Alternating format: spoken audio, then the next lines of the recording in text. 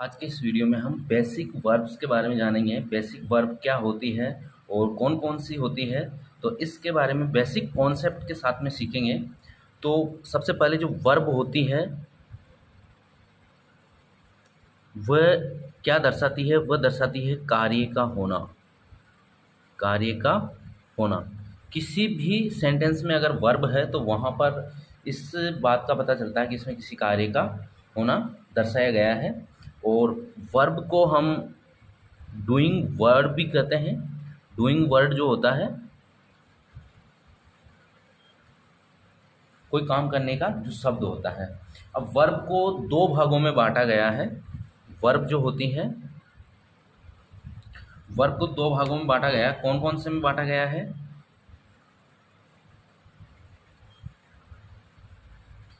एक जो वर्ब है हमारी, एक वर्ब है हेल्पिंग वर्ब।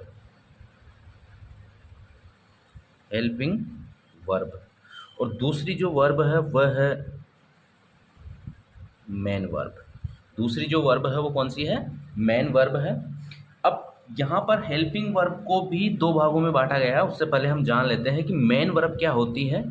तो किसी भी सेंटेंस के अंदर जो मुख्य क्रिया होती है, मुख्य क्रिया के स्थान पर जो शब्द आता है वो ही मेन वर्ब होती है। जो किसी सब्जेक्ट का कोई काम होता है, क्रिया होती है, सब्जेक्ट के द्वारा की गई क्रिया वो होती है, वो मेन वर्ब के स्थान पे आती है। तो ये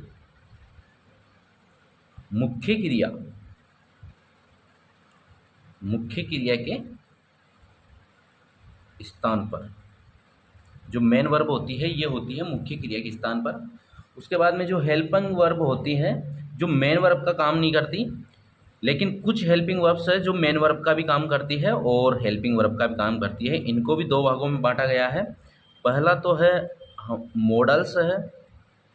उसके बाद में है जो हमारे प्राइमरी एक्सिलरी वर्ब्स होती है।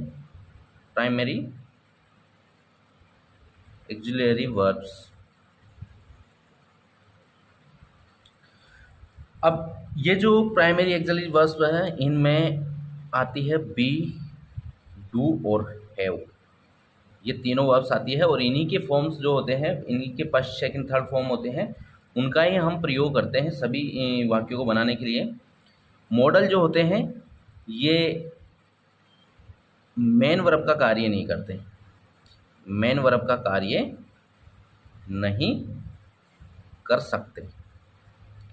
जैसे अपने पास में मॉडल होते हैं, कैन होता है, कुड होता है, में, ईटीसी। इनके अलावा भी और भी है। अब ये जो हमारे पास में है प्राइमरी एक्सिलरी वर्ब, ये मेन वर्ब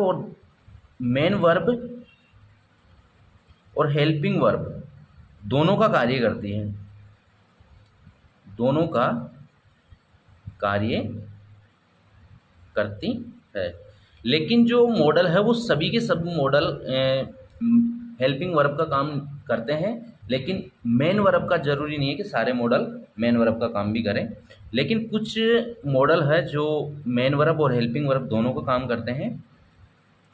इनमें नीड और डेयर, ये दो है, नीड और डेयर, ये दोनों जगह होते हैं।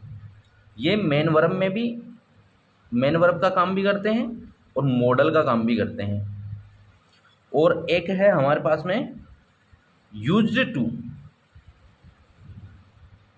यूज्ड टू ये है, ये जो एडजेक्टिव एक तो कम काम करता है, ये किसका? एडजेक्टिव विशेषण का काम करता है, और एक करता है मॉडल का। ये दोनों काम करता है। तो ये हमारे जो वर्ब्स हैं इनको डिवाइड किया है हमने, और इनके जो काम होते हैं वो कहाँ कौन कौन से स्थान पर इनको प्रयोग में लाया जाता है ये सभी हमने यहाँ पर लिखे हैं। इसके अलावा जो हमारे मॉडल है वो आपको बता देते हैं कौन कौन से मॉडल हैं। Model axillary verbs.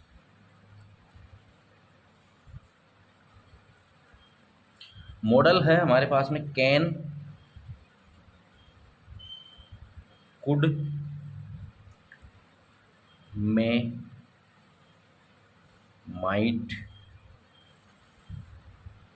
सेल और विल ये हेल्पिंग वर्ब में और मॉडल दोनों में ही काम आते हैं। सेल, विल, वुड, वुड के बाद में है शुड, मस्ट, आउट टू। ये जो हमारे मॉडल है ये केवल और केवल यहाँ पर काम में आते हैं, केवल सहायक क्रिया के रूप में काम में लिए जाते हैं, मॉडल के रूप में। इसके अलावा इनको हम कुछ मॉडल्स है जो सहायक क्रिया और मेन वर्ब दोनों में ही काम आते हैं और एडजेक्टिव में काम आते हैं। जैसे यूज्ड टू है, नीड है, डेयर है।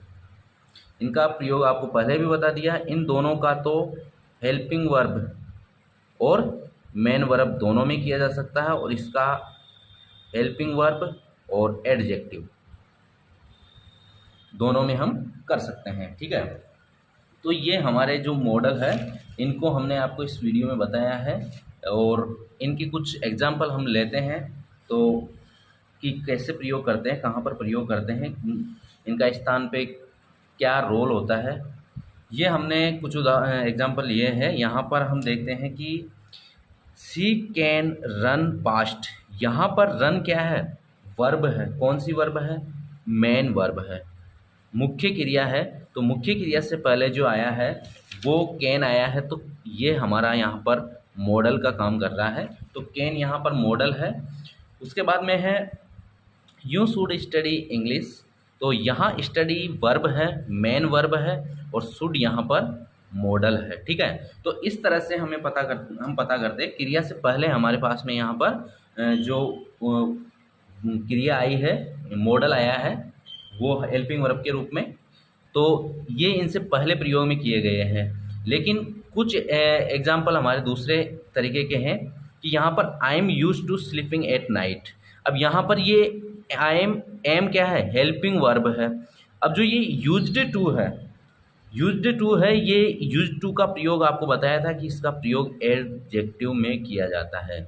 हेल्पिंग वर्ब के बाद में अगर इसका प्रयोग होगा तो एडजेक्टिव के रूप में किया जाएगा। ठीक है, उसके बाद में है I need you. I need you, तो यहाँ पर ये मेन वर्ब है। यहाँ पर क्या है? ये मेन वर्ब है, क्योंकि इसमें अगर ये मॉडल होता तो वर्ब साथ में होनी चाहिए थी, लेकिन यहाँ पर केवल ये नीड ही है, तो यहाँ पर ये मेन वर्ब का रोल इसका है यहाँ पर। उसके अलावा है I dare not enter his room without permission. तो यहाँ डेयर के बाद नोट आ रहा है, उसके बाद में एंटर आ रहा है। तो यहाँ जो एंटर है ये डायरेक्ट इन्फिनिटिव है,